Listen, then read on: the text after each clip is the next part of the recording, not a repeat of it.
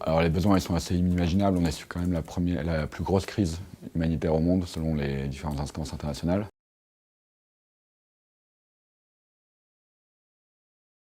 Désormais des populations qui vivaient déjà dans des conditions très compliquées structurellement, avec un manque d'accès à l'eau, une pauvreté généralisée.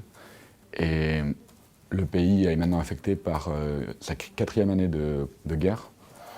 Donc désormais, on a des populations qui n'ont plus du tout accès à l'eau, qui sont obligées de mettre leurs dernières ressources financières pour avoir accès au minimum vital.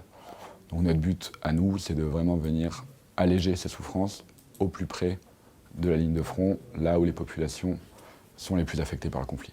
Alors vraiment, nous on a ouvert dans le pays fin 2017 pour aller au plus proche des populations enclavées. On est sur une zone très rurale où les populations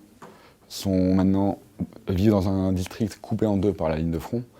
Donc notre but, c'est d'arriver à y accéder. Malgré des conditions logistiques très compliquées, on arrive quand même à aller sur le terrain directement avec elles et trouver ensemble des solutions pour rétablir un accès à l'eau, rétablir un accès aux soins aussi dans les centres de santé et distribuer pour les populations les plus vulnérables de l'argent, tout simplement. On est vraiment sur des modalités d'activité très simples, on ne cherche pas à faire du compliqué, on cherche vraiment à atteindre là où les autres ne peuvent peut-être pas aller.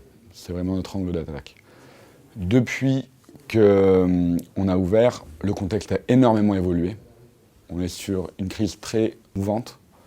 Désormais, on remonte sur la côte ouest du Yémen pour pouvoir atteindre la ligne de front qui est elle-même mobile et accéder aux populations nouvellement libérées, accéder aux populations qui se déplacent en raison des conflits et faire vraiment du basic life-saving, comme on peut l'appeler, avec de la distribution d'eau, de la construction de latrines et rester sur une capacité rapide de réponse et flexible.